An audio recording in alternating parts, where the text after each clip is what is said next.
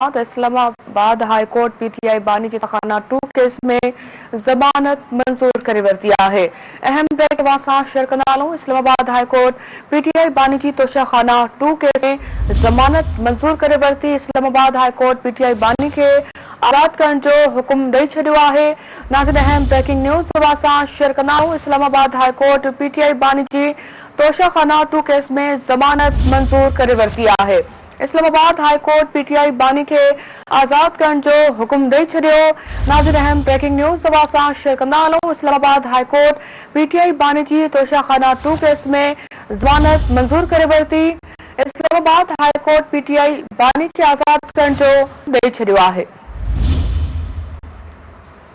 Islamabad high court PTI बानी जी Toshakhana 2 case में जमानत मंजूर करे वरती। इस्लामाबाद हाई कोर्ट पीटीआई बानी के आजाद करण जो हुक्म दई छड़ियो है।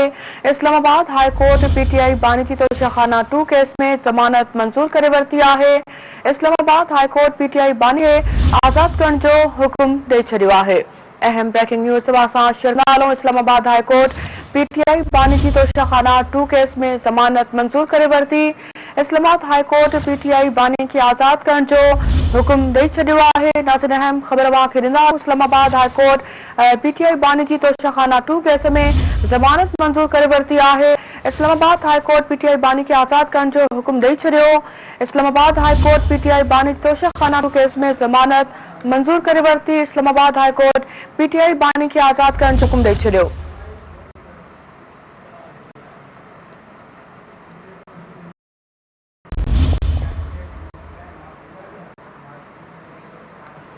नाज़रीन अहम खबर वासा शेयर करूं पिया। इस्लामाबाद हाई कोर्ट पीटीआई बानी जी तोशाखाना 2 केस में जमानत मंजूर करे वरती।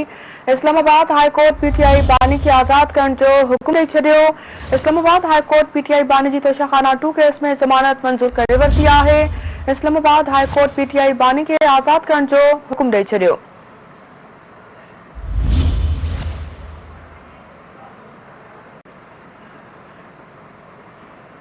नाज़रीन अहम खबर वासा शेयर करूं पिया। इस्लामाबाद हाई कोर्ट पीटीआई बानी जी तोशाखाना 2 केस में जमानत मंजूर करे वरती है। इस्लामाबाद हाई कोर्ट पीटीआई बानी के आजाद करण जो हुक्म दई छड़ियो। नाज़रीन अहम खबर वासा शेयर कंदा। इस्लामाबाद हाई कोर्ट पीटीआई बानी जी तोशाखाना 2 केस में जमानत मंजूर करे वरती। इस्लामाबाद हाई कोर्ट पीटीआई बानी के आजाद करण जो हुक्म दई छड़ियो है। इस्लामाबाद हाई कोर्ट पीटीआई बानी जी तोशाखाना 2 केस में जमानत मंजूर करे वरती है।